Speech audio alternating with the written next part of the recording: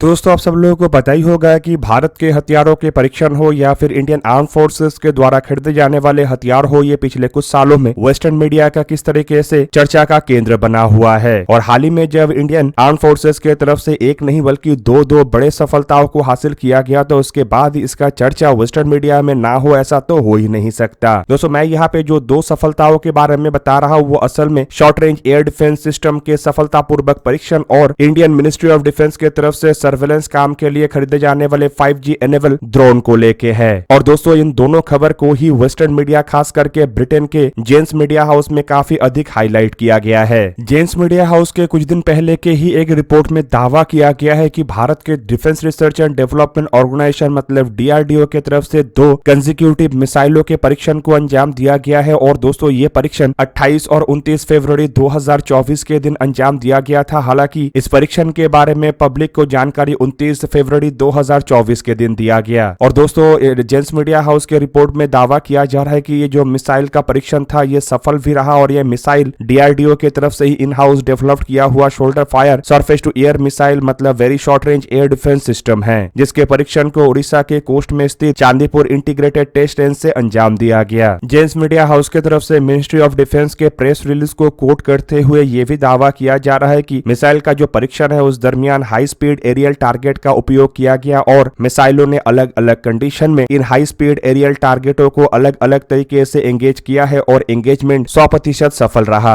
इस एंगेजमेंट के दरमियान हाई स्पीड टारगेटों को केवल इंटरसेप्ट नहीं किया गया बल्कि पिन पॉइंट एक्यूरेसी के साथ हिट भी किया गया। और DRDO के एक वरिष्ठ अधिकारी का बयान को कोट करते हुए जेन्स मीडिया हाउस के तरफ से यह भी दावा किया जा रहा है कि ये जो 2 कंसेक्यूटिव टेस्ट था ये असल में डेवलपमेंट प्रोसेस का ही अंतर्गत है, मतलब ये एक तरीके का डेवलपमेंट ट्रायल है। हालांकि इस डेवलपमेंट ट्रायल के बाद माना जा रहा है कि जल्द ही DRDO के तरफ से इन मिसाइलों को यूजर ट्रायल के लिए सौंपा जा सकता है। इवन दोस्तों DRDO के एक वरिष्ठ अधिकारी के बयान को कोट करते हुए जेन्स मीडिया हाउस में यह भी दावा किया जा रहा है कि जून जुलाई महीने तक इंडियन आर्मी के द्वारा इन मिसाइलों के यूजर ट्रायल को शुरू किया जा सकता है और यूजर ट्रायल एक बार समाप्त होने के बाद इन मिसाइलों को लेके इंडियन आर्मी के तरफ से एक बड़ा ऑर्डर प्लेस किया जाएगा। हालांकि दोस्तों जेन्स मीडिया हाउस की तरफ से यह भी बताया जा रहा है कि ऐसे यूजर ट्रायल और ऑर्डर प्लेसमेंट के लिए कम से कम 3 साल का इंतजार करना पड़ सकता है। अब दोस्तों 3 साल तो शायद एक बहुत बड़ा समय हो, लेकिन मेरा मानना यह है कि शायद उससे पहले ही इंडियन आर्मी के तरफ से अपने यूजर ट्रायल को समाप्त करके जल्द से जल्द इन मिसाइलों को खरीदने को लेकर ऑर्डर प्लेस कर दिया जाए, क्योंकि जितने तेज रफ्तार में इन मिसाइलों का डेवलपमेंट और डेवलपमेंट ट्रायल हुआ है वो भी काफी हैरानपूर्ण था। पहली बार इन मिसाइलों का परीक्षण साल 2022 के सितंबर महीने में हुआ था और साल 2024 के जून जुलाई महीने तक अगर इसका यूजर ट्रायल शुरू होता है तो ये मिसाइलों के डेवलपमेंट और डेवलपमेंट ट्रायल को लेके एक बहुत बड़ा रिकॉर्ड होगा। हालांकि दोस्तों अगर अन्य रिपोर्टों को देखा जाए तो मीडिया रिपोर्टों में दावा किया जा रहा है कि डिफेंस एक्विजिशन काउंसिल जो कि मिनिस्ट्री ऑफ डिफेंस के अंतर्गत आता है उसके तरफ से जनवरी 2023 में ही very short range air defence सिस्टमों को इंडियन आर्मी के लिए खरीदने को लेके अप्रूवल दे दिया गया है, जिसका दूसरा मतलब यह है कि इंडियन आर्मी भी शायद इतना लंबा समय तक इन मिसाइलों को लेके इंतजार ना करे। वहीं पे आप लोगों को ये भी बता दूं कि मिनिस्ट्री ऑफ डिफेंस के तरफ से ये भी साफ कर दिया गया है कि very short range air defence system असल में एक man portable surface to air missile होगा, मतलब रशिया का इग्ला और अमेरिका के स्ट्रिंगर मिसाइलों के जैसा ही मिसाइल होगा और ये आने वाले समय में इंडियन आर्मी के शॉर्ट रेंज के एयर डिफेंस के काम को अंजाम देगा। हालांकि इसके कुछ वर्जन को इंडियन नेवी के जहाजों के ऊपर भी तैनात किया जा सकता है। अब आप लोगों के जानकारी के लिए बता दूं कि ये लो ऑल्टीट्यूड और क्लोज रेंज में कई तरीके के टारगेटों को निशाना बनाने में सक्षम है, जिनमें दुश्मन के unmanned aerial vehicle, helicopter, fighter jet, even cruise missile तक शामिल है। और रिपोर्ट के मुताबिक ये जो मिसाइल है ये करीब करीब 250 मीटर के रेंज से लेके 7 किलोमीटर के रेंज में काम करने में सक्षम होगा और करीबन 3.5 किलोमीटर के ऑल्टीट्यूड तक जाने में भी समर्थ होगा। दोस्तों ये मिसाइल वजन में भी काफी हल्का है, जिन कारणों के वजह से इसे कंधे पे रख के फायर किया जा सकेगा और रिपोर्ट के मुताबिक 20 किलोग्राम और 500 मिलीग्राम ही इसका वजन है और मिसाइल में करीब करीब 2 किलोग्राम तक वॉरहेड मतलब 10% तक इसका वॉरहेड है, जो कि ऐसे किसी भी लो फ्लाइंग टारगेटों को न्यूट्रलाइज करने में सक्षम है। मिसाइल में डुअल थ्रस्ट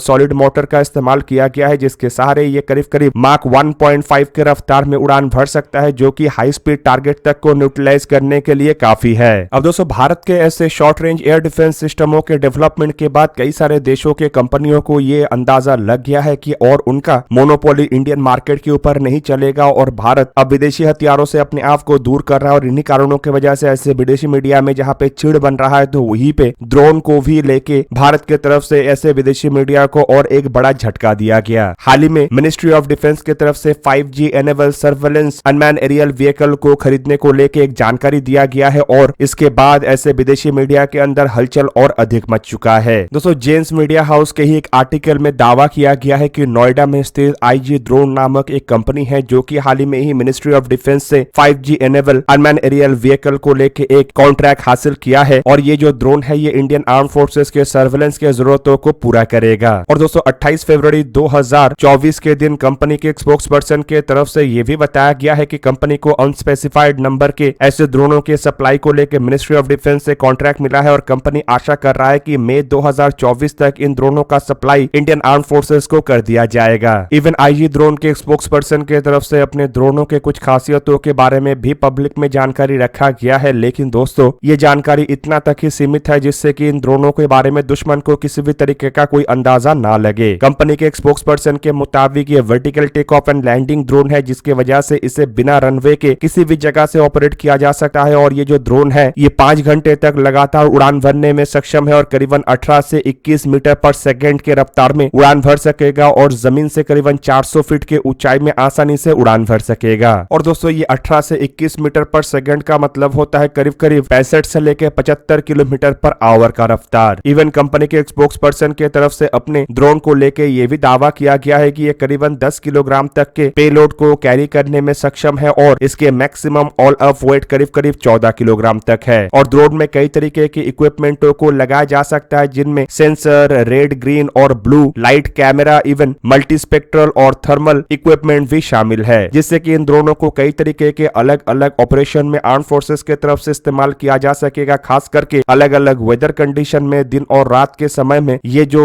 ड्रोन है ये बेहतरीन ढंग से सर्वेलेंस के काम को अंजाम दे सकेगा। लेकिन इन ड्रोनों का सबसे खास बात यह है कि ये जो ड्रोन है ये 5G मतलब 5th generation spectrum enable drone है। कंपनी के स्पोक्स पर्सन के तरफ से ये भी दावा किया गया है कि ये जो ड्रोन है ये हाई ऑल्टीट्यूड कंडीशन में भी और एक्सट्रीम वेदर कंडीशन मतलब पहाड़ी एरिया और एक्सट्रीम ठंड में भी इस्तेमाल हो सकेगा, जिसका दूसरा मतलब यह है कि शायद इंडियन आर्म फोर्सेस के तरफ से इन ड्रोनों का उपयोग हिमालयन बॉर्डर मतलब लाइन ऑफ कंट्रोल और लाइन ऑफ एक्चुअल कंट्रोल के नजदीक भी किया जाए। पर इससे अधिक जानकारी देने के लिए कंपनी के स्पोक्स पर्सन के तरफ से मना किया गया। पर दोस्तों यहाँ पे जो 5G एनेबल ड्रोन का जिक्र किया जा रहा है इससे यही अंदाजा लग रहा है कि जो ड्रोन है ये लेटेस्ट टेक्नोलॉजी वाला एक ऐसा ड्रोन होगा जो कि काफी तेज रफ्तार में अपने डेटा को ग्राउंड बेसिस तक और ट्रूप्स तक शेयर कर सकेगा। और दोस्तों यही ड्रोन का सबसे बड़ा और खास बात होगा जिससे कि बिना इंटरप्शन के डेटा हासिल हो सकेगा और लाइव डेटा हासिल करने से का मतलब यह है कि दुश्मन के हर एक मूवमेंट के ऊपर जानकारी लाइव रहेगा। अब दोस्तों पहाड़ी क्षेत्र में खास करके लाइन ऑफ एक्चुअल कंट्रोल के नजदीक चाइना के द्वारा जिस तरीके से हरकतों को बढ़ाया जा रहा है और जिस तरीके से भारत के खिलाफ मंसूबाबंदी किया जा रहा है उसे देखते हुए चाइना के ऊपर निगरानी 24 घंटा रखना जरूरी था और इसी कारण की वजह से शायद इंडियन आर्म फोर्सेस की तरफ से ऐसे ड्रोनों को खरीदा जा रहा है। वहीं पे आप लोगों को यह भी बता दूं कि जिस तरीके से चाइना को इंडियन ओशन रीजन में और अलग अलग देशों में भारत के सामने फजीयत का सामना करना पड़ रहा है और जैसे भारत का जो इकोनॉमिकल डेवलपमेंट है ये लगातार ऊंचाई की तरफ जा रहा है और चाइना का इकोनॉमिकल डेवलपमेंट नीचे की तरफ गिर रहा है, उससे भी चाइना काफी अधिक चिढ़ा हुआ है और ऐसे में चाइना किसी भी वक्त भारत के खिलाफ कोई भी महाज खोल सकता है जिससे कि भारत के इकोनॉमिकल डेवलपमेंट के ऊपर असर पड़े और भारत के अंदर जो इन्वेस्टमेंट आ रहा है उसमें कमी हो। और दोस्तों इस तरीके का घटना चाइना अंजाम ना दे सके और इन्हीं कारणों की वजह से सर्वेलेंस को पक्का किया जा रहा है। ऊपर से दोस्तों जिस तरीके से भारत के द्वारा एक के बाद एक हथियारों को इंडिजीनियस किया जा रहा है और हाईटेक इंडिजीनियस हथियारों को प्रोक्योर किया जा रहा है उससे भी कई सारे विदेशी मीडिया काफी अधिक हैरान है और ये जो हैरानगी है ये धीरे धीरे करके ऐसे विदेशी मीडिया के आर्टिकल में सामने भी आ रहा है। दोस्तों आप लोगों को क्या लगता है कि भारत के ये जो अनमैन एरियल व्हीकल और सरफेस टू एयर मिसाइल है इससे विदेशी मीडिया के अंदर इतना अधिक हलचल क्यों मचा हुआ है? कमेंट करके अपने राय अवश्य दीजिए। दोस्तों आज के इस वीडियो को यही पे ही करते समाप्त, किसी और एक दिन किसी और एक वीडियो में मिलेंगे, तब तक के लिए जय हिंद, वंदे मातरम।